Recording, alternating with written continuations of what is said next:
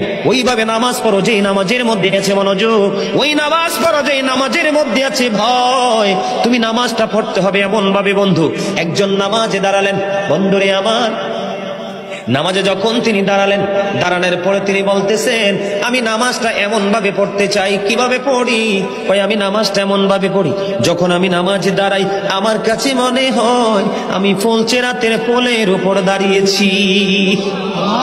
একটু যদি নড়বড় হয় আমি জাহান্নামে নিক্ষিপ্ত হব। তার মানে হলো আমি এতটাই মনোযোগের সাথে নামাজ পড়েছি যেন আমার নামাজটা বিন্দু পরিমাণ করে আংশিক ভাবে যেন অগ্রহণযোগ্য বলে আল্লাহর কাছে গৃহীত না হয়। তিনি বলতেছেন আমার কাছে মনে হয় রে এটা আমার জীবনের শেষ নামাজ। আমি এতটা ভয়, এতটা আতঙ্ক নিয়ে, এতটা তাকওয়া নিয়ে নামাজ পড়ি। আমার কাছে মনে হয় আমার পিছনে যেন আজরাইল দাঁড়িয়ে আছে, ডানে বামে সালাম ফিরাতে দেরি রে, আমার কাছে মনে হয় আমার প্রাণ পাখিটা কেড়ে নিয়ে যাবে।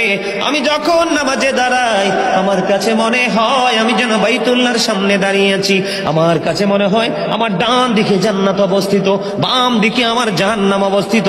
এমন তাকওয়া ভয় নিয়ে নামাজে দাঁড়াই, আর ওই নামাজের জন্যই রয়েছে বড় সফলতা। বলুন না সুবহানাল্লাহ।